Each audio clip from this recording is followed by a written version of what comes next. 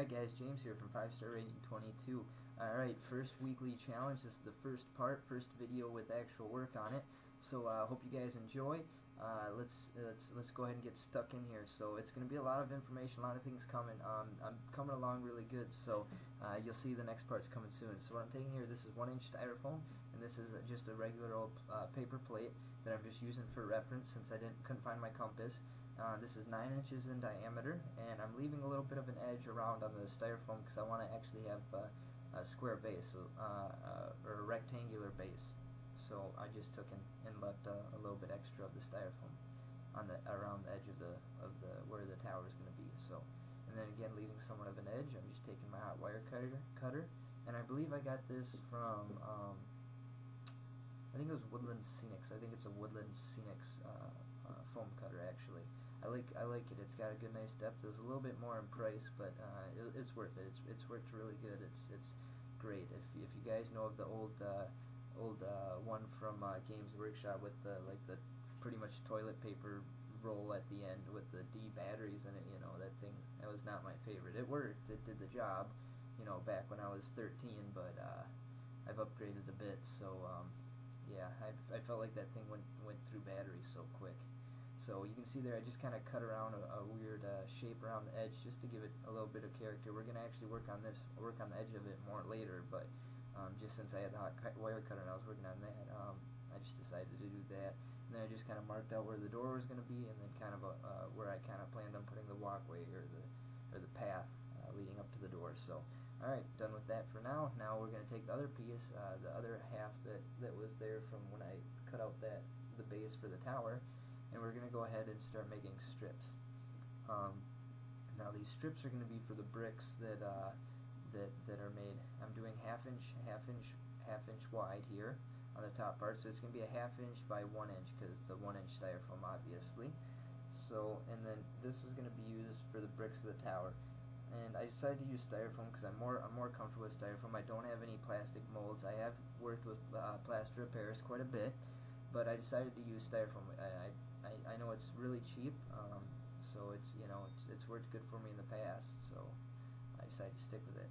So, and then this is about 16 inches long, so they're, you know, 1/2 inch by 1 inch by 16 inches long. So, and so I'll get about 16 chunks. I'm gonna chop them down after a bit here. So, and you're gonna need I've made it quite a ways in this. You're gonna need a lot of those strips. I'd say I'm at about I've cut about 20 of those strips up and then bricked them. So yeah.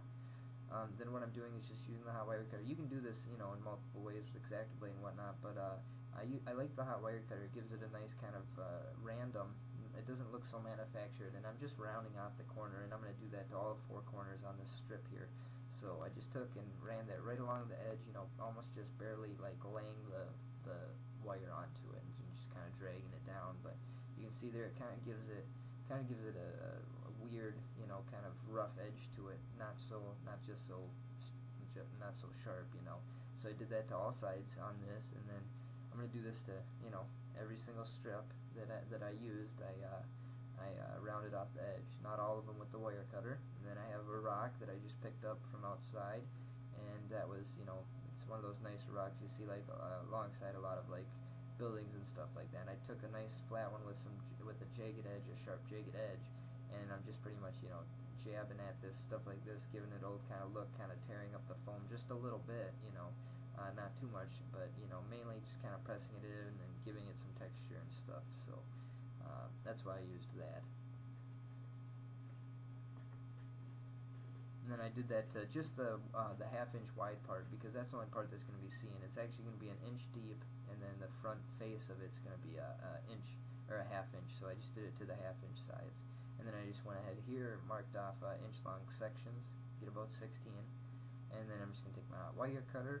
And if I would have had more time, again, I probably would have, you know, taken a lot more time on these bricks, put a lot more detail into them, you know, and made them a lot more dynamic, and actually could put kind of a triangular shape into them for when, you know, when I go to add them to the tower, it work out a lot better. But since I was aiming for speed and I knew I was going to be hurting for time, I decided just to go square with this and then do a little bit of filling later on. So, but you'll see that in videos to come. So I'm just cutting out 1 inch chunks here, and so it's 1 inch wide, 1 inch deep, and then 1/2 inch tall.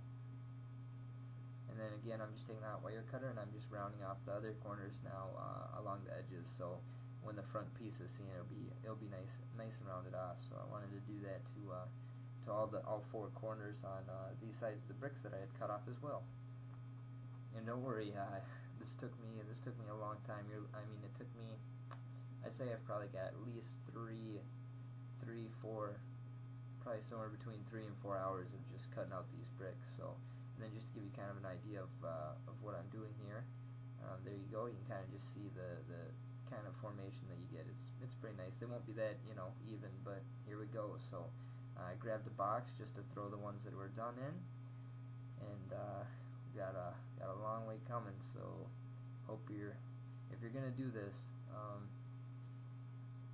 it takes a while. So cut out some more strips. You're gonna need a lot more strips. So might as well cut out a bunch while you're at it. And then, I wanted to show you here, to get this, I wanted to get this started to give it time to dry. What I'm doing is I'm just taking and cutting out with the farthest width of my wire cutter there. It's about 8 inches long, and I have 1 inch styro, but I wanted to have some nice thicker chunks for later on for some things that you'll see when it comes to it. But so I took just regular old Elmer's glue, and then a couple of those chunks, add a decent amount of glue, not a whole bunch, but enough to make sure that it'll be covered in all spots. And then I took and pressed it down really good, pressed it together really good to make sure that it had contact or glue in between all pieces. So make sure you do that if you can do these. And actually, I'll show you later on what I ended up making a few more because I knew that wasn't going to be enough. So, all right. So now here comes the fun part. A ton of doing bricks. And then here, I want to show you how I clean up my things. So when you're doing a bunch of styrofoam on your wire cutter, you'll start to get look burnt. It'll get like a black tar surface to it. So what I do is I just take actually one of my files, and I don't want to put any weight on it. I'm kind of just holding it loosely and just kind of rubbing it across, just kind of to just get that blackness off. So you see, I just hold it in between my index finger and my thumb, and just kind of let the weight of the file actually kind of run against it. I'm not putting any pressure onto it really. So and that's just to get kind of that black tar off. Now you see here I switched. You can do it either way. I like the hot wire cutter, the way it rounds out the edges a little more. I think it's a little bit more sporadic, not as manufactured looking. But to save on time again, I had to switch techniques and went to the X-Acto blade. So you can do it that way. And I just try to keep it a little bit varied again, not trying to do it all in one slice because I wanted to have it not look too uniform. So alright, just a big old pile of bricks to go through. And I did it this way to try to kind of speed up the process. So then I cut them all into chunks, cut off the edges with X-Acto. So you see there that kind of the brick shape that we're getting. Took the rock, added the things to it, or added the texture to it. See there? And the rock. Just adding some texture, some holes and divots and stuff, and tearing it up a bit. And there you go. Alright, so just a few to go through. Took me a long time, guys, so get someplace comfortable, throw in a movie, throw in some music, and sit back, and even better, get a friend to help you. One person do the X-Acto, one person add the texture. It'll save you a lot of time, having 2 people.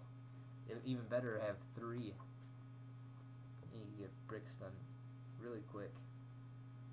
Pile gets a little bit smaller and a little bit smaller. Seems like it's going so much faster in this video after editing it.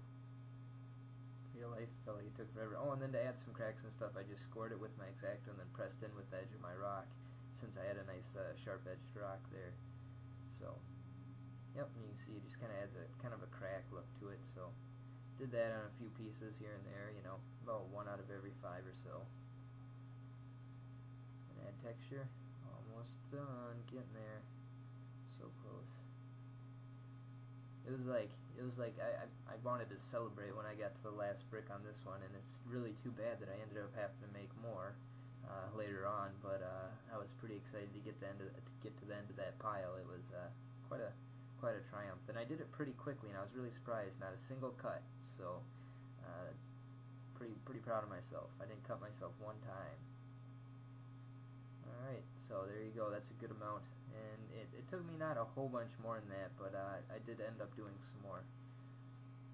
Then of course, don't forget to eat. You gotta eat in between. I figured you guys would enjoy seeing what I ate, so I ate a nice TV dinner with potatoes, corn, and chicken. And then of course celebrated with a glass of pop wine. Cheers to you guys, for you that are old enough to drink. And then here's just the insert from a paper, and it's like not the regular paper. It's got kind of that gloss to it, almost looks like a wax paper. I used that so it'd give it a little bit more resilience to the glue when I put this on. What we're gonna do here is we're actually gonna make what's gonna be the flooring for the towers, for the tower levels. So all it is 10-inch long bamboo skewers, and I got these at the store. I mean, most of the time, go to the dollar store or something, you can find these really cheap. Glass of water, some glue, and an old brush. So, but yeah, you can find those bamboo skewers pretty cheap, you know. And if I'm saying that wrong, I'm sorry. Skewers. Make sure that your width of your paper is obviously, you know, wide enough for that. And then I'm going to take my plate, since that's referencing my floor area. It's 9-inch diameter again, and I just drew that out so I knew how much of an area I had to cover. And then I made the line a little bit easier to see, since it was, you know, there's a bunch of writing on it already, and I'm going to be adding glue on top of that. Now I used 3 sheets of paper, you know, hopefully just in case it soaked through, and then of course I did that on top of my cutting mat still, just in case it soaked through. Now when the first one of these I did the glue, you know, just kind of all over wherever the bamboo skewers were going to be put down. I would recommend just getting glue inside the circle. It'll make it, when you go to cut and trim off the edge of this, it makes it a lot easier if you don't have glue all the way on the parts that you're going to clip. It'll save you a lot of time. And then I put my brush in the water in between every time I put some down, so I didn't have glue drying in there in between when I was laying the bamboo skewers down. So make sure, you know, I tried to get them nice and tight and even, as close together, and try to, you know, I made sure that I had all of the pie plate covered. And then at the end I just took a damp brush there and kind of wiped off any spots where I thought there was glue over the top. So you want to make sure to do that if you had any glue kind of pressed through. You don't want a whole bunch of glue on top, even though it shouldn't hurt it too much. But make sure it's all together. I pressed down, I did, and then I just took these. They had plastic coatings. I didn't, in case there was some glue still on top, I didn't want anything to stick to it. So I took that, and then I took some more weight and added my rule book, my old rule book, to the top of that. Then let that sit and dry for quite a while. So, but that was just to add weight. Oh yeah, and here's the part where I showed you that the blocks that I had put together to get some 2-inch things. I actually wanted it to be 3 inches thick, so I just took and cut out another sheet, pressed it together real good, and then I actually made 2 of those. I made 2 of the 3 high stacks. So, and I wanted to make sure to give those a couple days to dry. Oh, and they're 8 inches long by 5.5 inches wide, if anyone cares to know that. And then we're gonna work on the base here for the last part, guys. So what I did now is I want to try to give this kind of a cartoony type rock edge. So I took my hot wire cutter, and what I'm doing is I'm cutting at an angle. I want to bring the edge of the base almost kind of to a point, as you'll see here. So I did on the top, I cut at an angle, and then I flipped over, and I took my wire cutter at an angle again, trying to bring it almost to a point, you know, not trying to keep it, you know, at a straight point all the way through. I want it to be kind of, you know, unique and random. But so I cut it kind of at a point, or to a point almost there. So, and I did that for all sides. Alright guys, so now we're going to go ahead and move back onto the base here.